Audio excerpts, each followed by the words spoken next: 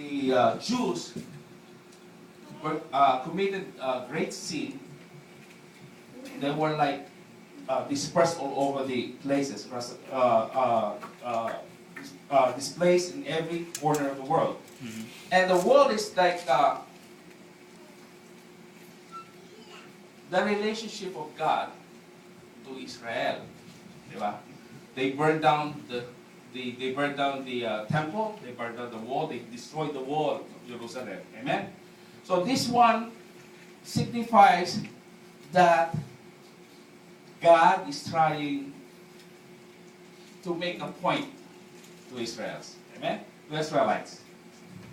Bakit galit? Okay.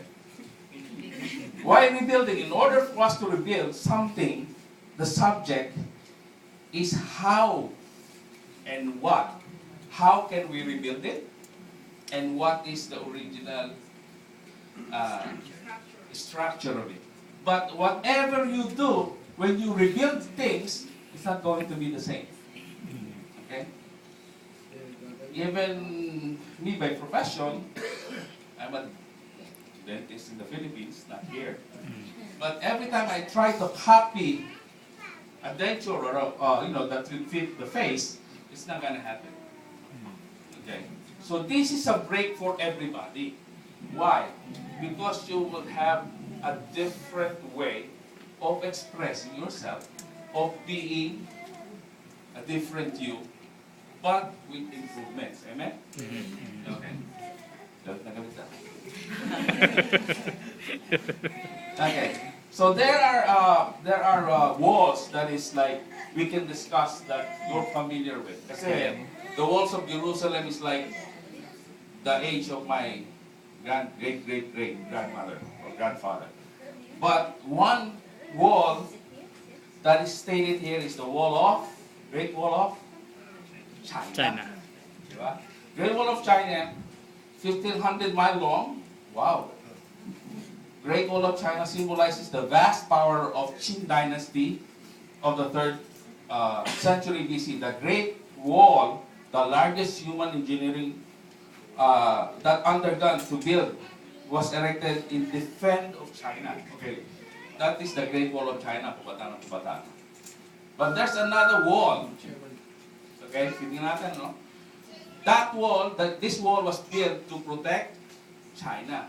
But it's when I was watching this History Channel, they didn't need to break all the walls. They just have a breach and then they conquered China. Diba? So that was like a History Channel that I watched. So you don't need to destroy all the walls. You just need to have a breach on one side and then you can enter the wall. You can invade. Amen? Amen. Another wall. This is more familiar. The Berlin Wall. Okay? Germany. This one symbolizes not only the division between East and West, but also the misery and despair. So there's a big difference. Yung Wall of China,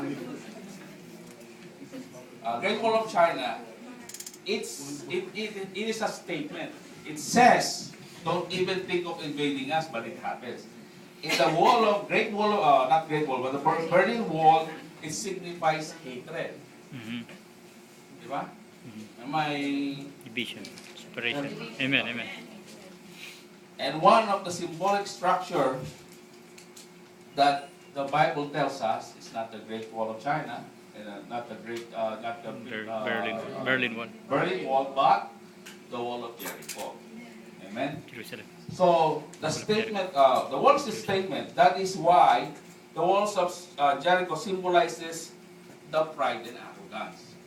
Okay. The other one, so you can see the difference, right? Pride and arrogance, the godless city, and that is one of the reasons why God chose to put them down with nothing but Israel's faith.